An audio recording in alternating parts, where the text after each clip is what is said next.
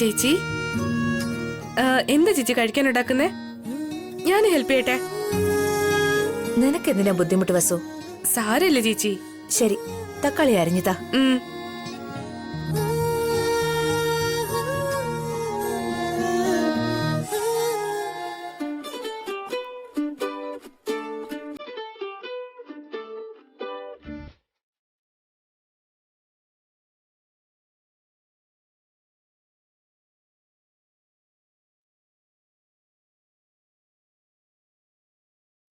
വസു, അഭി വന്നിട്ടുണ്ട്. ഞാൻ കണ്ടു ചേച്ചി. എന്തെങ്കിലും വേണോ എന്തോ? എന്തെങ്കിലും വേണമെങ്കിൽ വാ തുറന്ന് ചോദിച്ചോളും. എന്തു പറ്റി? ചെറിയൊരു പ്രശ്നമുണ്ട് ചേച്ചി, അതുകൊണ്ട് ഞാൻ അല്പം വെയിറ്റ് ഇട്ട് നിൽക്കുക. ഓഹോ, എന്തെങ്കിലും വേണോ അഭി? ഒരു കോഫിയാണ് ഏട്ടത്തി, അവളുടെ കൊടുത്തു വിട്ടാ മതി. ശരി.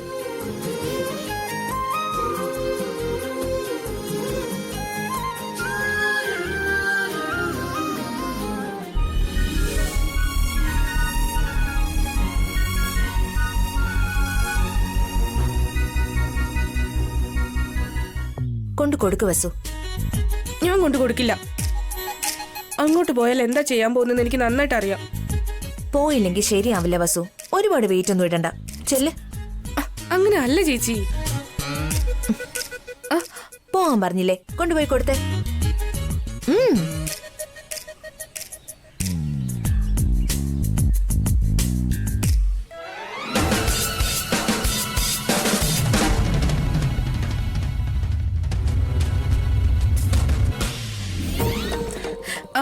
ഇളയമേ, എന്താ മോളെ? ഈ കോഫി ഏട്ടന് കൊടുക്കാമോ? എന്താ അതുവരെ കൊണ്ടുകൊടുക്കാൻ നിനക്ക് വല്ല ബുദ്ധിമുട്ടുണ്ടോ? അത്രയ്ക്ക് മടിയാണോടി? അല്ല ഇളയമ്മ, ഇന്ന് ഏട്ടൻ ഇളയമ്മയുടെ കൈ കൊണ്ട് കോഫി കുടിക്കണം ആഗ്രഹിച്ചു.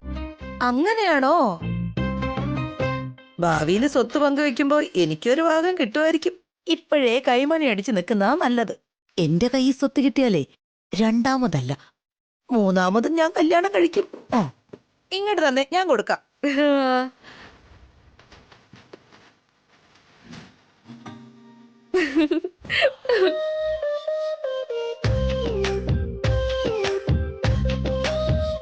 എന്താ വസു, കോഫി കൊടുത്തായിരുന്നോ? കൊടുത്തു ചേച്ചി. എങ്ങനെ കുടിക്കുന്നെന്ന് വന്ന് കണ്ടേ. വാ അങ്ങോട്ട് നോക്ക്. എന്താ ഇത്? അഭിക്ക് കോഫി നീ കൊടുക്കാതെ ഇളയമ്മയുടെ കൈ കൊടുത്തേക്കുന്നു. അതാ ചേച്ചി കോമഡി. നോക്കിക്കോ.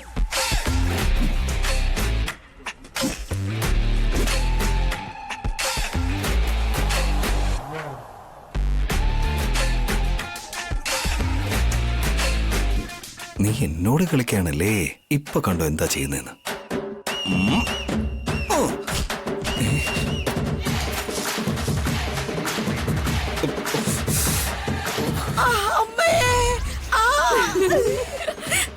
എന്റെ ദൈവമേ, ഇളയമേ. അയ്യോ, എന്റെ തല പൊട്ടിത്തെറിച്ചേ. അയ്യോ ഇളയമേ, എനിക്ക്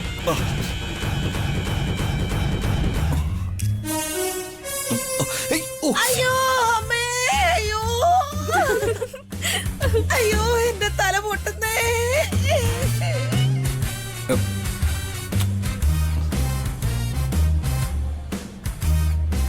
ഇളയമേ, വാ എഴുന്നേക്ക്. വേണ്ട വേണ്ട വേണ്ട മോനെ, വേണ്ട, ഞാൻ തന്നെ എഴുന്നേറ്റോളാം. അമ്മേ അമ്മേ.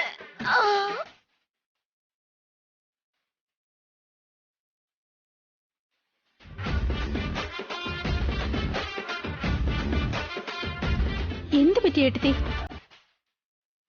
എന്താ താഴെ വീണ് കിടക്കുന്നേ? ഈ അഭി എന്നെ തള്ളിയിട്ടത്. എന്റെ തല വീങ്ങിയടാ അമ്മേ. എന്തിനാ അഭി? അല്ലമ്മേ, അത് കോഫി വാങ്ങിക്കാൻ വേണ്ടി ഞാൻ പെട്ടെന്ന് എഴുന്നേറ്റതാ. അപ്പോഴേക്കും ഇളയമ്മയുടെ തലയിൽ എന്റെ തല ഇടിച്ചു. എഴുന്നേറ്റ് പിടിച്ചെന്നോ? അറിഞ്ഞോണ്ട് തന്നെയാ അഭി എന്റെ തലയിൽ മുട്ടിയത്. അമ്മേ, എന്തിനാ അഭി എന്നോട് ഇത്ര ദേഷ്യം? ഞാൻ എന്ത് ദ്രോഹം ചെയ്തിട്ടാ അമ്മേ? ഏട്ടത്തി, അവൻ ഏട്ടത്തിയോട് എന്ത് ദേഷ്യം ഉണ്ടാവാനാ? എന്തോ അബദ്ധത്തിൽ സംഭവിച്ചു പോയതാ. Don't worry. വസുന്ധര, സോറി ഇളയമേ, ഐ എം വെരി സോറി. സാരമില്ല, പോട്ടെ അബി.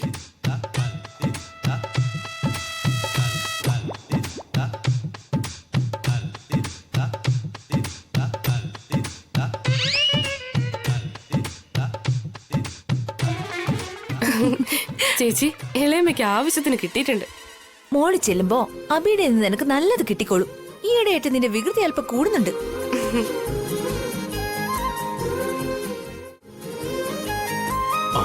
പോയിട്ട് എന്താ കാർത്തികയ്ക്ക് ഒരു കുഴപ്പമില്ല ഏട്ടാ. ബേബി സേഫ് ആണ്, പിന്നെ സ്ട്രോങ്ങും ആണ് ഏട്ടാ. എന്തൊക്കെ പറഞ്ഞാലും ഇതെന്റെ ബേബിയല്ലേ. അത് ഡോക്ടറോ അതോ ആക്ടറോ? അതെങ്ങനെയാ പറഞ്ഞത്?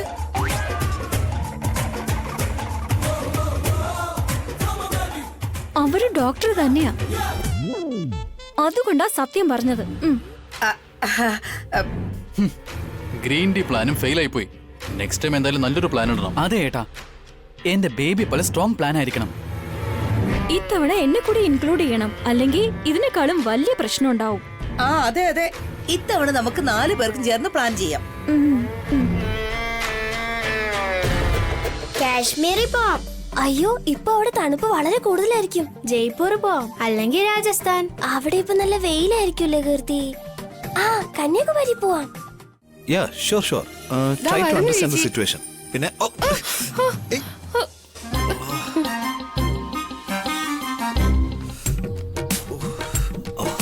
മനപ്പൂർവ്വം ഏട്ടൻ ഇപ്പൊ മുട്ടിയത്. അല്ല, ഇപ്പൊ താ കുറച്ചൊന്ന് റിവൈൻഡ് ചെയ്ത് നോക്കിയേ.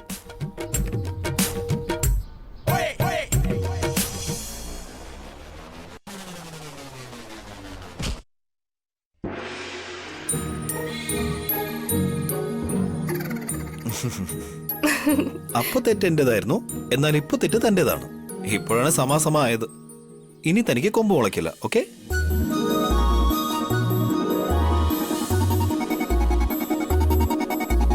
ഇവിടെ പോയാലോ? വേണ്ട, ഇവിടെ പോവാം. ഇവിടെ പോവാം. അവിടെ അല്ലെങ്കിൽ അവിടെ. നമുക്ക് ഇവിടെ പോവാം ചേട്ടാ. ഇവിടെയോ? ഇവിടെ അല്ലെങ്കിൽ അവിടെ. അങ്ങോട്ട് നോക്ക്, അവരുടെ ആഗ്രഹങ്ങൾക്ക് കൊമ്പ് മുളച്ചിരിക്കുക. ഇന്ത്യ മാപ്പും വെച്ചിട്ട് ഏത് സ്ഥലത്തേക്ക് പോവാന്നൊക്കെ സീരിയസ് ആയിട്ട് പ്ലാൻ ചെയ്തോണ്ടിരിക്കുക. ഒരു കാര്യം ചെയ്യാം, എവിടെ പോണോന്ന് ഓരോരുത്തർക്കും ഓരോ ചീട്ടിടാം. ആരുടെ ചീട്ടാണ് എടുക്കുന്നത് അവിടേക്ക് കൊണ്ടുപോകാൻ നമുക്ക് അച്ഛനോട് പറയാം. Okay, good idea. ഞാനിവിടെ അടുത്തെവിടെങ്കിലും പോവാന്ന് വെച്ചപ്പോ ഇവരെന്താ ഇന്ത്യൻ ട്രിപ്പ് പ്ലാൻ ചെയ്യാണോ?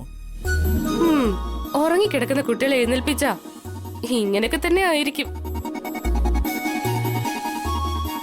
വസുന്ധര, ഒരു ചെറിയ റിക്വസ്റ്റ്, അവരെ ഒന്ന് പറഞ്ഞ് കൺവിൻസ് ചെയ്യാമോ പ്ലീസ്? സോറി, നിങ്ങൾക്കിടയിലേ ഞാൻ ഇന്റർഫിയർ ചെയ്യില്ല. നിങ്ങൾ തമ്മിൽ സംസാരിച്ച് തീർത്തോ. അത് വസു. അച്ഛാ, നമുക്ക് പിക്നിക്കിന് എവിടെ പോണോന്ന് ഞങ്ങളിതേ ചീട്ടിൽ എഴുതിയിട്ടിട്ടുണ്ട്. ഇതിനകത്ത് നിന്ന് അച്ഛൻ ഒരു ചീട്ട് എടുക്കണം. ആ ചീട്ടിൽ ഏത് സ്ഥലമാണോ അവിടെ പോവാം.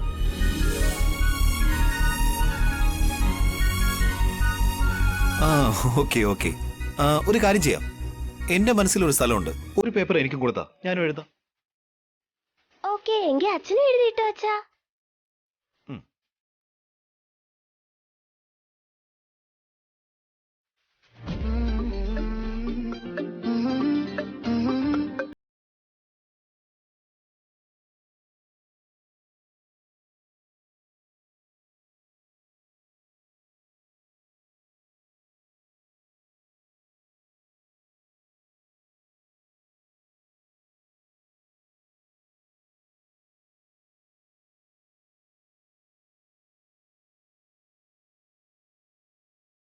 ഇല്ല, എന്റെ കയ്യിൽ വരുന്ന ചീട്ട് ഞാനതങ്ങ് എടുക്കും.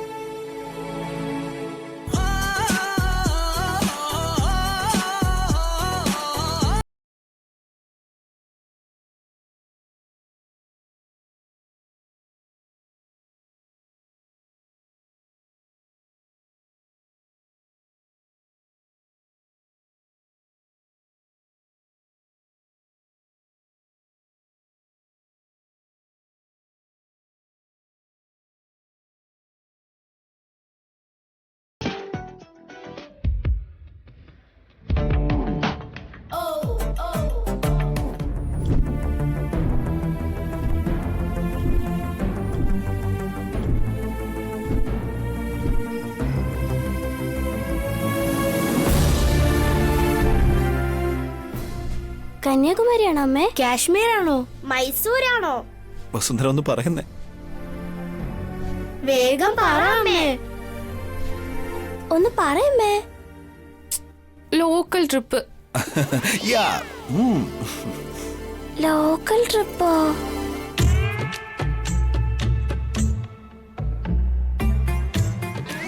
ലോക്കൽ ട്രിപ്പോ എന്നുവെച്ചാ?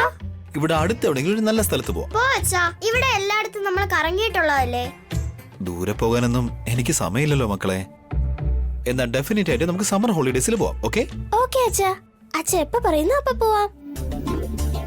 അപ്പൊ സിറ്റിയിലെ നല്ലൊരു സ്ഥലത്ത് ഞങ്ങളെ കൊണ്ടുപോകണം. ഓഫ് കോഴ്സ്, ഡെഫിനറ്റ് ആയിട്ട് ഞാൻ കൊണ്ടുപോവാം. ഒരിക്കലും ഡിസപ്പോയിന്റ് ആക്കില്ല. ഓക്കെ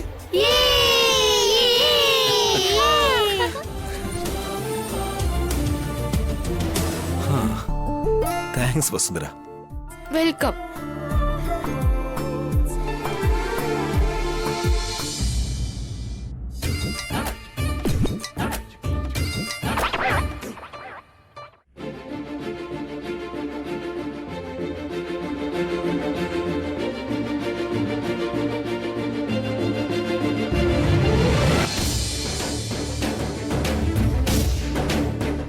ഏട്ടാ ഏട്ടാ ഏട്ടാ എഴുതി ഏട്ടൻ വന്നു. ഏട്ടാ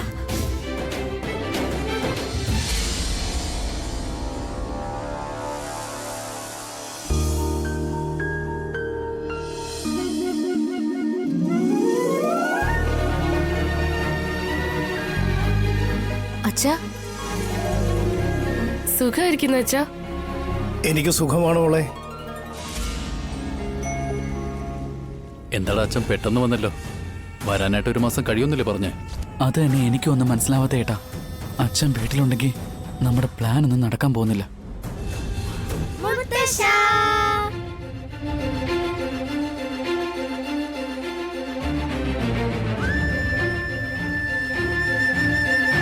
എങ്ങനെയുണ്ട് മക്കളെ?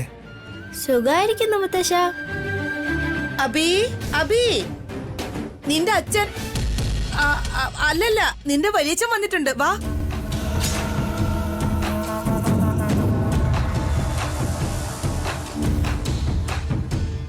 എന്താ സുമംഗലെ വലിയച്ഛനെന്ന്? അവൻ എന്നും ഞാൻ അച്ഛൻ തന്നെയാ.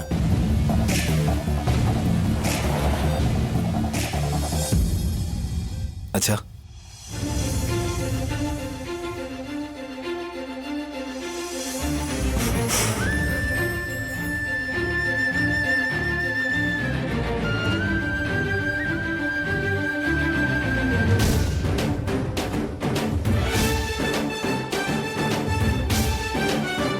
കണ്ടില്ലേ എടുത്തിയത്? വീട്ടില് വന്ന ഉടനെ സ്വന്തം മക്കളെ നോക്കാതെ വളർത്തുമകനെ മാത്രം കെട്ടിപ്പിടിച്ച് സ്നേഹിക്കുന്നുണ്ടല്ലേ. തിരിച്ചു വന്നതിൽ ഒരുപാട് സന്തോഷമുണ്ട് അച്ഛാ. നിനക്കും താങ്ക്സ് അബി. നീ ഇല്ലാത്ത വീട്ടില് എനിക്കും കഴിയാൻ പറ്റില്ല. നീ മടങ്ങി വന്നിട്ട് എന്നെ വിളിച്ചത് കൊണ്ടാ ഞാൻ വന്നത്.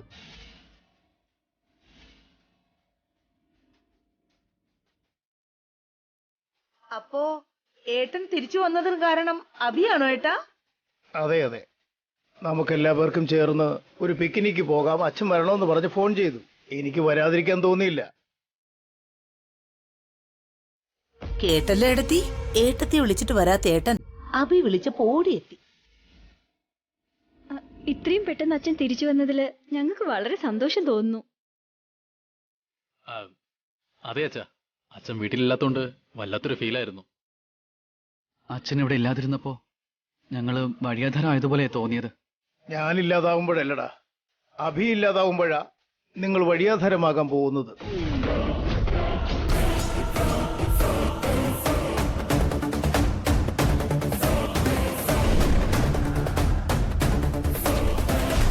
അല്ലാതെ പിന്നെ ഈ സ്വത്ത് മുഴുവൻ അബിയുടേതല്ലേ? ഭാസ്കറിനും അഖിലിനും സ്വത്തില്ലാത്തത് കൊണ്ട് വഴിയാധാരായി മാറും. സ്വത്തിന്റെ കാര്യമല്ല സുമംഗലെ, അഭിബുദ്ധിയുള്ളവനാ.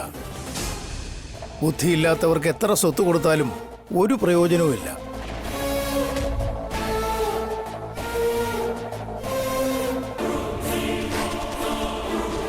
അഭിയുടെ സ്ഥാനത്ത് ഭാസ്കർ ആയിരുന്നാലും അഖിലായിരുന്നാലും ഈ സ്വത്തുക്കളൊന്നും സുരക്ഷിതമായിരിക്കില്ല. തനിയെ ഒന്നും ചെയ്യാൻ അറിയാത്ത ഭാസ്കറും എക്സ്പീരിയൻസ് ഇല്ലാത്ത അഖിലും ഈ സ്വത്തുക്കളെല്ലാം എപ്പോഴേ അന്യാധീനപ്പെടുത്തി കളഞ്ഞേനെ.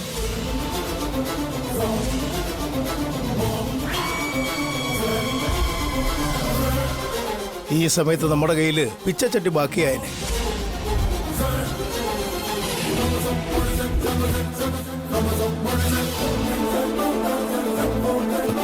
അത് അങ്ങനെയൊന്നുമല്ല അച്ഛ. ചേട്ടനും അഖിലും ബുദ്ധിയുള്ളവരാ, അറിവുള്ളവരാ. അവർക്ക് എത്ര വിവരമുണ്ട്, എത്ര ബുദ്ധിയുണ്ട് എന്നൊക്കെ എനിക്കറിയില്ലേ അഭി. നീ ഉണ്ടായിരുന്നത് കൊണ്ട് ഇത്രയും നാള് നമ്മുടെ വീടും നമ്മുടെ ബിസിനസ്സുകളും നമ്മുടെ സ്വത്തുക്കളും സംരക്ഷിച്ച് നിലനിർത്തി.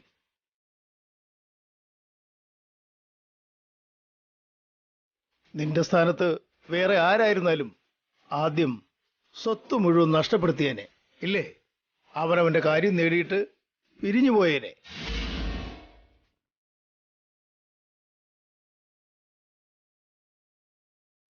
ആർക്കെന്ത് കൊടുക്കണമെന്ന് ദൈവത്തിന് നന്നായിട്ടറിയാം.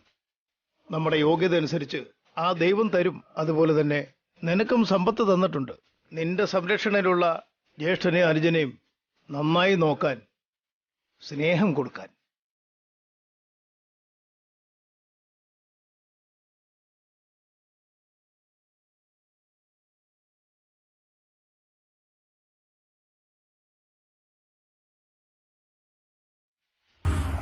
ഇത് നമ്മുടെ കുടുംബമാണ് അച്ഛ. എല്ലാവരും ഒന്ന് തന്നെയാണ്. സ്വത്ത്, അറിവ്, ബുദ്ധിയുള്ളവനെന്നൊക്കെ വേർതിരിച്ചൊരിക്കലും കാണരുത് അച്ഛ. ഇനി ഒരിക്കലും നമ്മുടെ കുടുംബം പിരിയാൻ പാടില്ല. ഇത് കേട്ടല്ലോ നിങ്ങള്? മകനെന്ന് പറഞ്ഞാൽ ഇവനാ. നിങ്ങൾ സ്വാർത്ഥതയോടെ ചിന്തിച്ചാലും ഇവൻ നിങ്ങളെ സ്നേഹിക്കുകയല്ലാതെ വെറുപ്പ് കാണിച്ചിട്ടേയില്ല.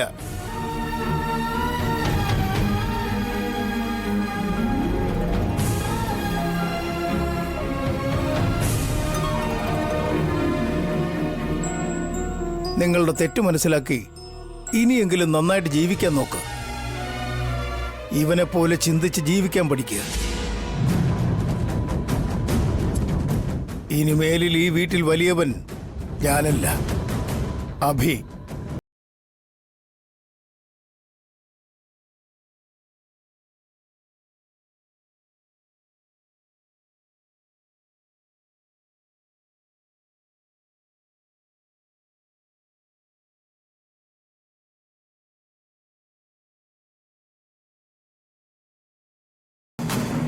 ശരി, നമ്മളെല്ലാം പിക്നിക്ക് പോവല്ലേ? സംഭവിച്ചതെല്ലാം മറന്നിട്ട് നമ്മളെല്ലാവരും ഒരുമിച്ച് സന്തോഷമായിട്ട് പോയി വരാം.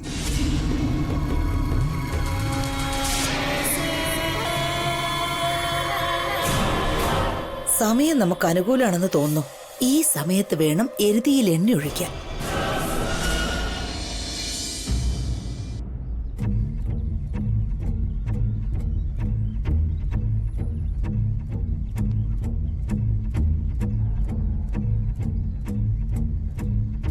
ജയന്തി,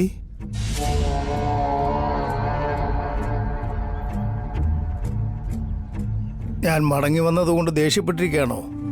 അതോ ഞാൻ പറഞ്ഞത് നിനക്ക് ഇഷ്ടപ്പെട്ടില്ലെന്നുണ്ടോ? ആരോടും പറയാതെ ഇറങ്ങിപ്പോയി. ശരി, ദേഷ്യം കുറയുമ്പോ തനിയെ തിരിച്ചു വരുമെന്ന് കരുതി. വന്ന ഉടനെ നിങ്ങൾ എന്ത് കാര്യ ചെയ്തേ? ഞാൻ പോയില്ലായിരുന്നുവെങ്കിൽ അഭി ഒരിക്കലും ഈ വീട്ടിലേക്ക് മടങ്ങി വരില്ലായിരുന്നു. ഏട്ടൻ ഇവിടെ ഇറങ്ങി പോയത് കൊണ്ടല്ല അഭി ഇങ്ങോട്ട് തിരിച്ചു വന്നത്. ഭാസ്കറും അഖിലും കൂടി ചെന്ന് അവനോട് മാപ്പ് ചോദിച്ച് കെഞ്ചി കാല് പിടിച്ച കൊണ്ടുവന്നത്. അവരെങ്ങനെ കൂട്ടിക്കൊണ്ടുവന്നാലും അഭി മടങ്ങി വന്നതിൽ എനിക്ക് സന്തോഷമേ ഉള്ളൂ. അഭി തിരിച്ചു വന്നതില് എനിക്ക് മതിയായ സന്തോഷമുണ്ട്. അഭിയോട് ഏട്ടന് സ്നേഹം ഉണ്ടായിരിക്കാം, പക്ഷെ എന്നുവെച്ച് നമ്മുടെ സ്വന്തം കുട്ടികളെ ഇങ്ങനെ തരം താഴ്ത്തി സംസാരിക്കുന്നത് ശരിയല്ല. നമ്മുടെ മക്കളോ?